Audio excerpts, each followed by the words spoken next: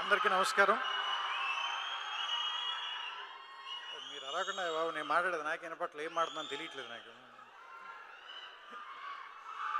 ఇందాక వేదిక మీద ఉన్న అందరికీ కింద ఉన్న అందరికీ నమస్కారం.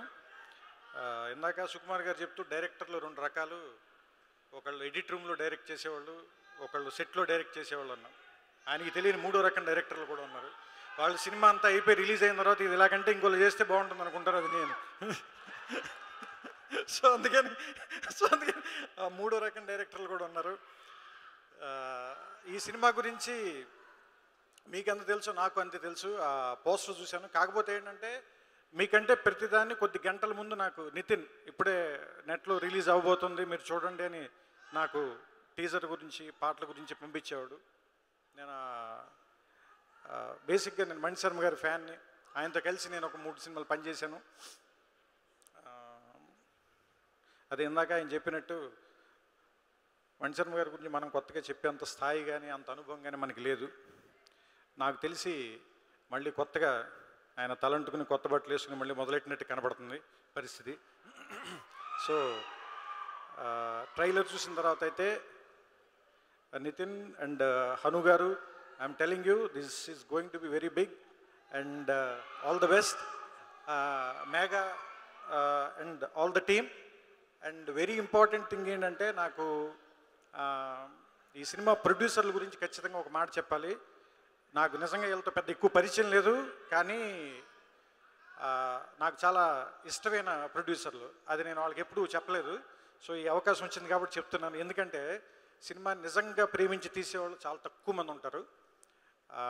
అప్పట్లో విజయవాహిని, ఏవిఎం, ఆ తర్వాత రామానాయుడు గారు, దేవివరప్రసాద్ గారు, తర్వాత త్రివిక్రమ గారు, వాళ్ళ తరం అయిపోయిన తర్వాత ఇప్పుడున్న జనరేషన్లో న్యూ ఏజ్ ప్రొడ్యూసర్స్లో నాకు తెలిసి 14 రీల్స్, అనిల్ శంకర్ గారు, రామ్ గారు, గోపి గారు, ఇప్పుడు వెంకట్ గారు, వీళ్ళందరికీ ఈ సినిమాలు ఇలాంటి సినిమాలు ఆడటం మూలంగా ఇంకా ఎక్స్పెరిమెంట్ చేయాలని, ఫియర్ లేకుండా సినిమాలు తీయాలని, ఇంకా బాగా పనిచేయాలని ఓ ధైర్యం వస్తుంది.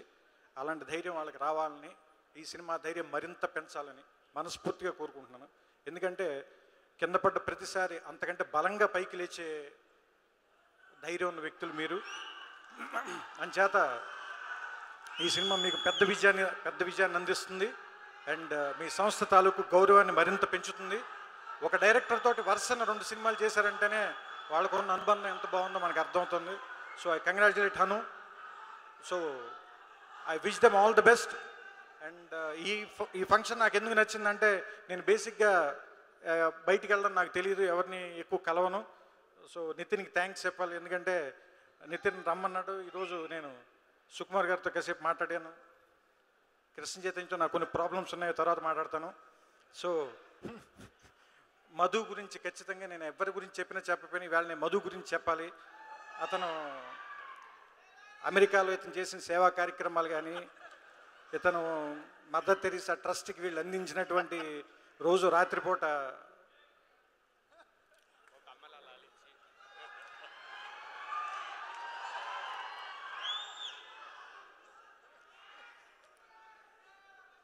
ఇంకో వేళ నచ్చిన డిసిప్లిన్ ఏంటంటే ఆ గ్లాసులు మళ్ళీ ఎవరికి ఇవ్వకుండా మీరే కడగటం అనేటువంటిది.